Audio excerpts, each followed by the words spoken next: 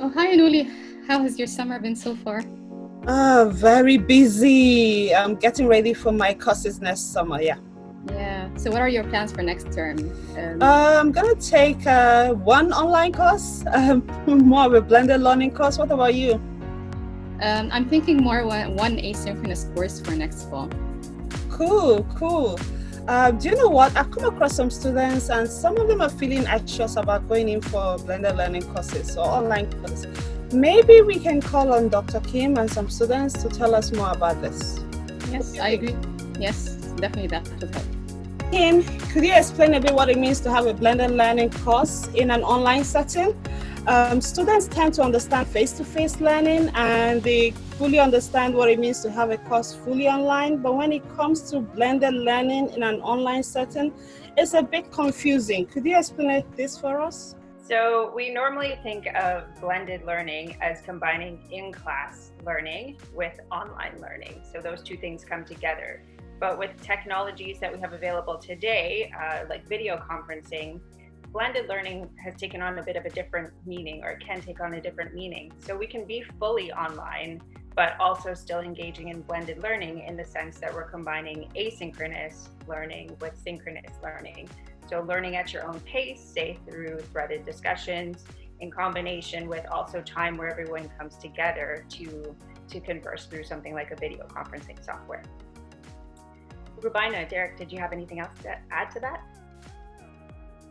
Sure, I had something to add. So just as a new student, if you're new to OIZ and you'll be taking new courses, at times you might not be able to see other people just because we're all online. So a blended way of learning also helps you to build community by just putting a face to somebody, because you might be on video and you get to interact with others. Derek, did you want to add anything to that? Yeah, just similar things about how you're sort of able to connect with a lot, wider range of peers, being able to be online rather than just in class.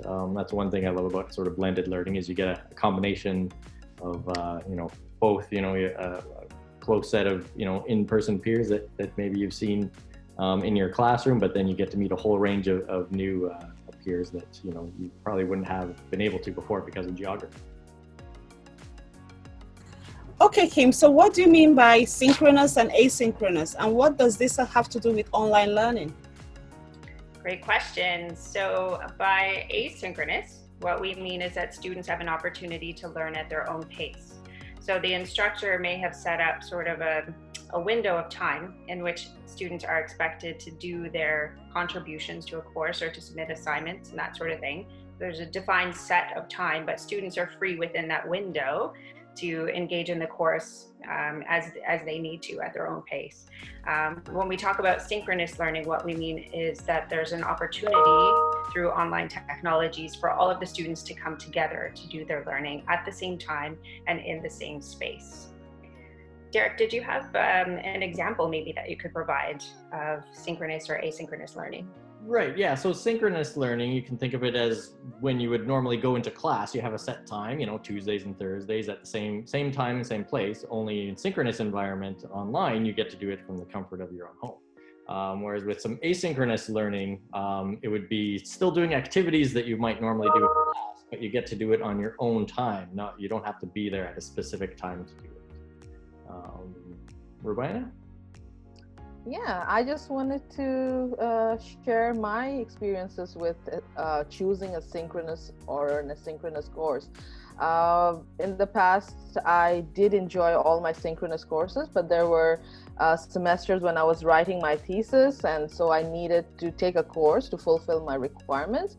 And I thought that an asynchronous version of the course helped me focus on my other commitments. And I was able to still,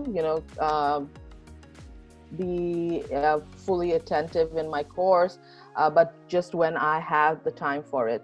And so you might want to understand what your commitments are that semester, and also other than just academic commitments, your family commitments and other issues that you might have during that period of time, and think how choosing a synchronous or an asynchronous would help you better contribute as a student. That's a great point, Rubaina, actually. So that might be a good reason to separate what we mean by blended online versus blended on campus. So rather than thinking about just blended learning being the in-class learning combining with online, if we had that distinction available to us, so we have blended campus-based courses where a portion of the learning is done at a distance and a portion is done on campus where students have to travel in, versus a blended fully online course where there's still that ability to do some of that learning at your own pace, but also an expectation for students to come together at the same time and in the same virtual space. That might help students to make better decisions about the kinds of courses that they want to take. I agree with Kim.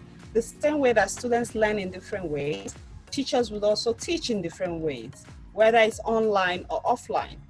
In determining the teaching approach or technology to use in an online setting, an instructor will consider either the complexity of the course, the expected learning outcomes or goals, the technological affordances of the tools available to him or her, as well as students' background and culture. So what do you mean by technological affordances of a tool? For instance, if one of the instructor's learning goals is for the students to work in groups and engage in deep-level conversations across multiple topics, then the instructor may choose a teaching tool with fully threaded discussion forum capabilities, such as having a separate space for group work activities, a separate topic title for each reply, the ability to tag students or to link to posts, multiple posts, being able to use the like button or emoticons, things like this. Oh, thanks, Anuli. That's very helpful. Okay, good luck. See you in the fall.